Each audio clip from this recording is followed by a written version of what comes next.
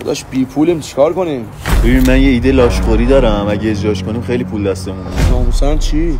میرم از بالای پل خودمو پرت کنم پایین، بعد تو همون پایین الکی جزو مردم که جمع شدن من میگم مردم من لنگ 10 تومنم، بعد تو میگی آقا من 2 تومنشو میدم تو خودتون انداز پایین، بقیه مردم هم اینجوری پول میدن.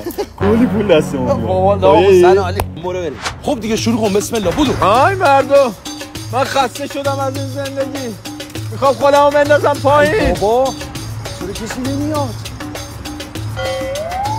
او ادامه بده، یکی داره میاد. وای من یه جوونم که به آرزوهاش نرسیده، آخه من با لگی 10 تومن باشم، میخوام این زندگی رو تموم کنم، مثل پرنده پر بکشم. بچه بیا پایین کشر نگو بابا سرمون درد گرفت. بیا پایین میرم، بیا پایین بابا، بیا پایین.